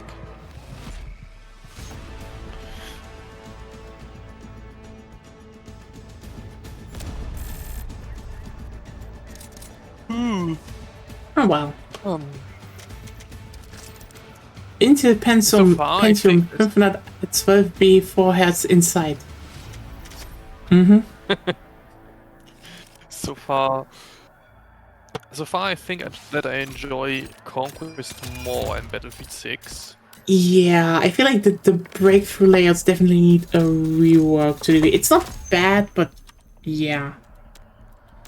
Probably better than in beta, but Yeah, I think the biggest problem they do have is just like they usually just have like they try to have like a lot of one flag balanced layouts, and it's like you could yeah, have made. it's no fun. It's not bad. It's just samey, I would say, especially. I mean, one flag layouts in Breakthrough are just usually choke points, and it's you run against this wall until the wall breaks. Yeah. Oh, I technically would have need to do rush. Ugh.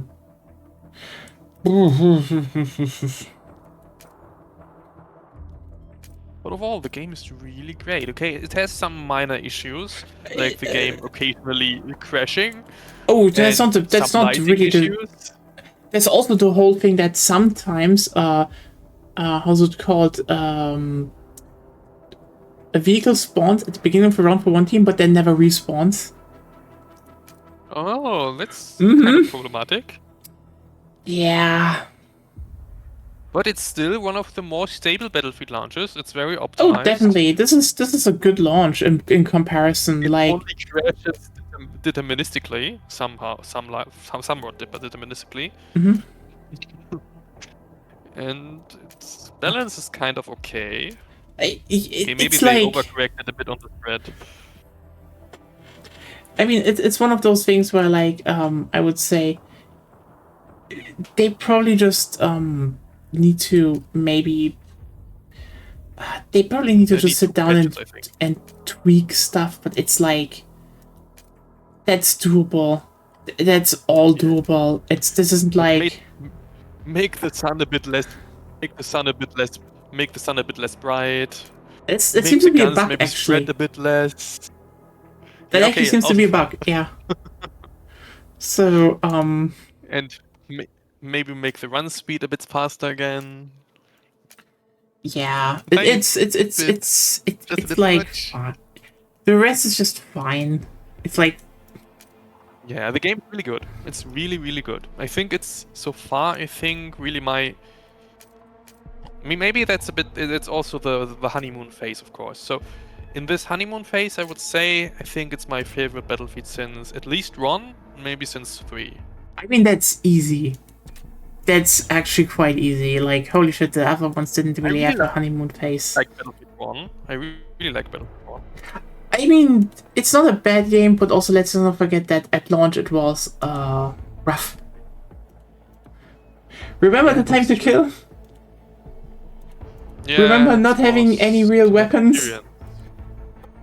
Yeah. Or gadgets? I remember. I think it's I like remember sponge enemy. yeah, it's like you had sponge enemies. You had didn't have a lot of weapons. You didn't have a lot of gadgets. It was super basic, but that worked. So only Battlefield Hardline and Battlefield 3 had good launches. Yeah. And the thing is, Hardline just was overlooked by people, which And Bad Company 2. Okay, Bad Company 2 was yeah, very 2 and solid 1, launch. Bad Company 1 and 2, and I mean 2142 and 2 also, but yeah. Let's just say Frostbite Engine Battlefield 4 era, was a disaster.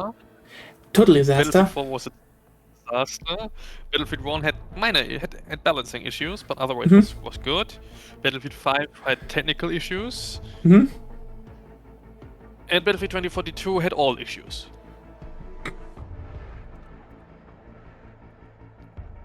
Just name any issue you can think about, and it had it. Oh, what's a good issue? Agonia, name an issue. Issue? Just an issue with games. An issue with games. An issue that games can have. Too high graphics. Yeah, I mean, ironically, kind in a sense, that was definitely a problem. Yeah.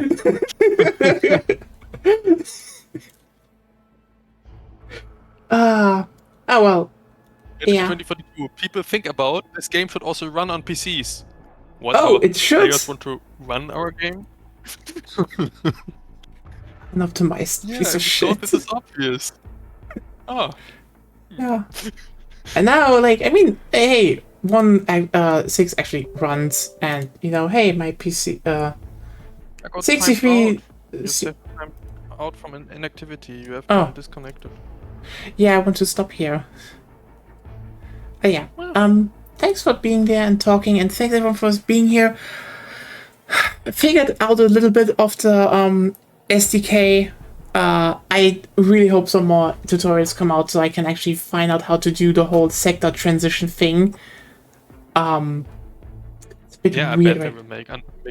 will make good tutorials about their framework and SDK. Yeah, I truly hope so, because right now I figured at least out that you can make sectors and assign combat areas to them, and you know, and then also assign like capture zones to the sectors, which is like, okay, I have figured that out. I still need to figure out how you do the whole thing with HQs, etc., and that's gonna be hard-ish. Do they have a documentation website for that? I don't think so yet. Oh god. Yeah, I'm flying blind here, and I think most people are just like, "Oh, this is how you make a map." I don't want to. Don't want to recreate DDoS 2. I want to fucking build a moat. Anyway, yeah. Thanks everyone for tuning in. We will definitely try doing more stuff next Monday if there is something out there, and otherwise, see you all tomorrow for more Science LF. We are going into the 4th run. And let's see what that alien weapon is. So yeah. Have a good night. Bye.